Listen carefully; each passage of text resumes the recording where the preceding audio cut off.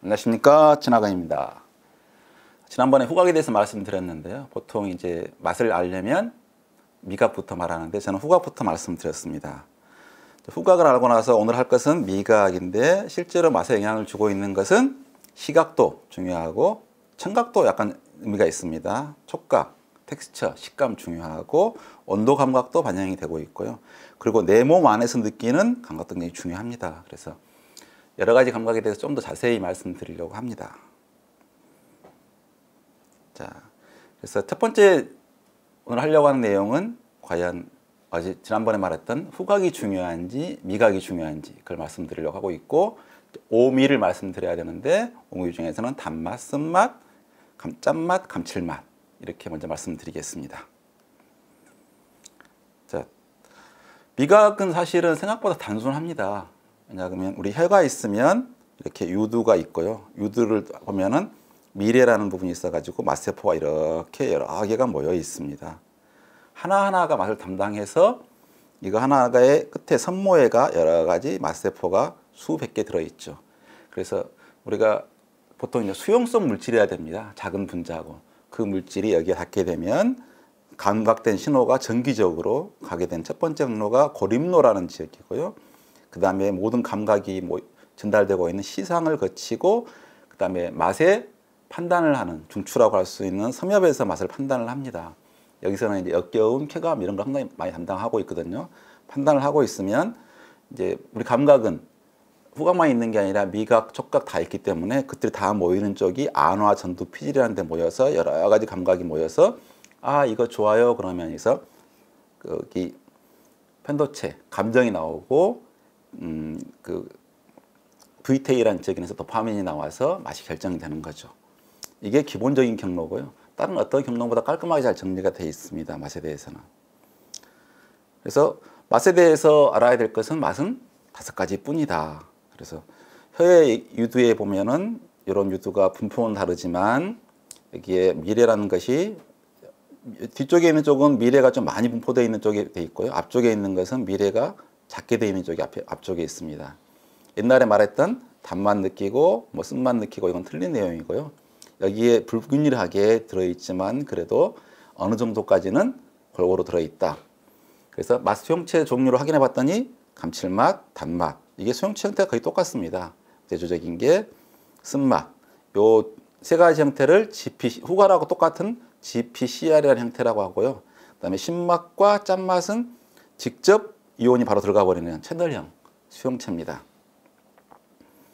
이제 사람들은 맛은 다시 더 있을 줄 알았는데 사과 맛이 따로 있고 딸기 맛이 따로 있고 기본 맛에 있을 줄 알았는데 그건 오로지 향이다. 그럼 갑자기 너무 놀래고 실망하는 경우가 많습니다. 그래서 근데 사실은 우리 미각 수용체는 5종류라고 그랬는데 후각 수용체는 무려 396개. 다른 동물에 비해서 많은 게 아니라 오히려 옛날보다 줄어들어서 제일 많은 것 같은 경우는 거의 2,000개 가까이 있는데, 그래서 우리가 색깔 같은 경우는 3가지 수용체로 RGB라고 하는 3가지 수용체로 수백만 가지, 1,000만 가지, 그러니까 사실 정확하게 숫자는 모르는데 최소한 500만 가지 이상 우리가 색깔을 구별할 수 있거든요. 3가지를 조합해서. 그러면 400가지를 조합한다는 이야기는 정말 셀 수 없이, 그래서 과학자가 밝힌 걸로는 최소한 1조 가지 이상의 차이를 식별할 수 있다 이렇게 돼 있습니다. 이렇게 말하면 사람들은 내가 알았던 게 쏘갔다. 혀로 느끼는 맛은 별게 아니고 코로 느끼는 게 다구나.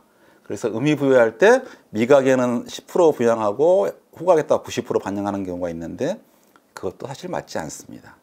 왜 맞지 않냐면 이 요리가 있는데 향이 없다. 그럼 뭐가 없어질까요? 그림을 굳이 비교하자면 색이 없는 거하고 비슷할 겁니다. 음식 자체가 색별하기도 힘들고 여러 가지 불편하고 좀 밋밋해지고 재미도 없어지겠죠. 근데 만약 맛이 없다면 색은 있는데 뭔지를 알 수 없는, 의미를 알 수 없는 추상화가 되어버릴 가능성도 있죠. 그래서 실제로는 맛이 향 못지않게 중요합니다. 더 구체적인 예로 보면 사람 같은 경우는 굉장히 향에 집착하지만 동물들은 향에 집착하지 않고 탐색용으로만 씁니다. 그러면 이렇게 야생염소가 이렇게 50m 되는 떨어지면 죽는 이런 낭떠러지에 매달려 있는 것은 소금을 핥기 위해서. 그래서 사실 초식동물은 정말 소금을 갈망합니다. 그리고 이건 벌새인데요. 벌새 같은 경우는 하루에 자기 체중 절반만큼의 설탕을 먹어야 됩니다. 인간으로 치면 초코바 1000개에 해당하는 양이죠. 근데 이제 전수를, 그러니까 한 종류, 화분이 되려면 같은 종류끼리 돼야 되잖아요. 꽃 모양이 다 달라져 가지고 벌새 같은 경우 부리 모양이 다 달라요. 길고 짧고가. 그렇게 해가지고 먹이에 유혹돼서. 그러니까 사실은 만약에 이런 형태에 있는 꽃이 없다 그러면 얘는 멸종할 수밖에 없는 거죠. 근데 이렇게 위험한 짓을 하고 있는 거죠. 단 것에 중독돼서. 그러면 야, 벌새가 제 단 것에 중독됐냐 그러면 더 중독된 것도 있습니다. 뭐냐 그러면 진딧물입니다. 진딧물 같은 경우는 나무 수액만 먹는데 나무 수액에 있는 건 사실 설탕물이에요. 그러니까 오로지 설탕물만 먹고 이 자체는 살아간다라고 볼 수도 있겠죠. 그러면 사실 우리가 고양이과 호랑이 동물들은 사실 고기만 먹습니다, 주로. 왜? 단맛 수용체가 없습니다, 고장나가지고.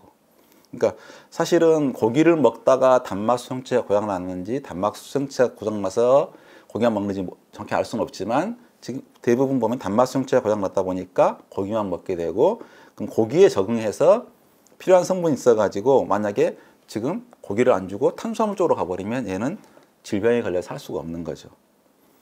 원래 이 팬더곰은 잡식동물이었죠. 그래서 육식을 했었는데 어느 순간 고립돼 가지고 먹을 게 식물밖에 없는데 적응을 해버렸어요. 그래서 지금 가보다 보니까 단맛을 안 먹다 보니까 단맛 수용체가 고장이 나버렸습니다. 그래서 지금 고기를 먹지 않고 오로지 식물, 더군다나 대나무 잎만 주로 먹고 있는 거죠. 그렇게처럼 사실은 사람들이 육식동물, 초식동물 그렇게 하면서 편식하고 있고요. 그렇게 맛에 중독돼 있지 향에 중독돼서 그 향만 나는 동물, 그걸 먹는 동물 그런 건 없죠. 그러니까 사실은 맛이 생각보다 운명을 결정하고 먹거리를 결정하는데 결정적인 역할을 한다. 이렇게 생각하셔야 되는 거죠. 사람 같은 경우도 사실은 생각보다 맛이 의미가 강합니다. 옛날에 껌 같은 경우 오래 씹은 게 장점이었잖아요. 지금 거의 안 씹고 있지만은. 그래서 단맛 빠진 것도 붙였다 다음날 씹고 했어요. 그래서 사람들은 오랫동안 그걸 즐기고 싶은데 불만이 뭐였냐 그러면 껌을 씹다 보면 향이 없어진다. 향이 오래 갔으면 좋겠다. 그래서 향을 오랫동안 지속한 연구를 굉장히 많이 했거든요. 근데 뭐였냐 그러면 실제 보니까 향기 물질은 씹는 동안에 잘 안 없어져요. 지용성이라서.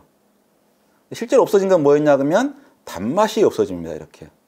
단맛이 없어지면 사람들이 아, 단맛이 줄었네요 라고만 느끼는 게 아니라 향도 확 줄었다고 느껴요. 그러니까 향이 없어졌어요. 단맛이 있고 단맛 사라진 건 이해가 되는데 왜 향이 없냐고, 향을 좀 오래 가달라고. 실제로 향은 있었음에도 불구하고 그걸 잘 느끼지 못한 거죠. 그래서 회사에서 당을 갖다가 지속해가지고 오래도 갈 수 있도록 해 넣어주니까 아, 향이 오래 가는데요 라고 말을 하는 거예요. 그러니까 사실은 생각보다 맛이 향을 결정적인 역할을 합니다. 그리고 만약에 향이 이렇게 중요하다 그러면 우리가 야, 맛의 중심 90%가 향에 있어 그러면 우리가 맹물에다가 향만 넣어주면 먹는 욕구 참기 힘들잖아요. 야, 음식은 먹고는 싶어. 다이어트는 해야 되겠어. 그러면 이런 음료를 마시면서 향만 들어있는 음료를 마시면서 아, 그래도 90% 만들겠으니까 좋아. 이렇게 해야 되는데 한번 입을 댈까 모르고 배부른 상태면 차라리 먹어요. 근데 이걸로 절대로 음식의 욕구를 달래질 못합니다. 그런 거 보면 향이 생각보다 중요하지 않다. 그래서 실제로 맛 같은 경우는 결국은 주식의 맛과 간식의 맛이 있는데 주식은 소금, 그다음에 MSG, 설탕, 신맛 이게 생각보다 중요하고 얘가 바탕을 갖춰준 상태에서 거기에 어울리는 향 이게 있어야 된다는 생각을 하고 있고요. 실제로 과학자들이 보기에는 맛의 중심은 소금이 잡고 있다라고 생각하고 있죠. 주식 같은 경우는 거기에 같이 서로 다른 성분이 있을 때 그걸 또 붙여주기도 하고 내려주기도 하고. 그러니까 소금이 들어가면 사실 단순하게 짜지는 게 아니라 맛이 좋아지고 향이 좋아지고 물성이 좋아지고 모든 게 좋아집니다. 그러니까 소금 줄이기가 정말 힘들고요. 그러니까 이 초식동물 같은 거 길들이기 가장 쉬운 방법이 이렇게 소금을 해주면 소금을 막으로 핥으러 옵니다. 그래서 갖다 유인하고 포식한 것도 많고 여기 나비들이 여기 눈물에 악어든 이렇게 뭐 거북이 눈이든 매달리는 이유는 거기에 소금 성분이 있으니까. 그러니까 사실 소금만큼 집착하는 게 없죠. 그래서 그만큼 맛이 강력하다. 그다음에 우리 술을 마실 때 술을 왜 마셔요? 물어보면 알코올 때문이요 라고 말하는 사람 별로 없죠. 향이 좋아서 시원해서 온갖 이야기를 합니다.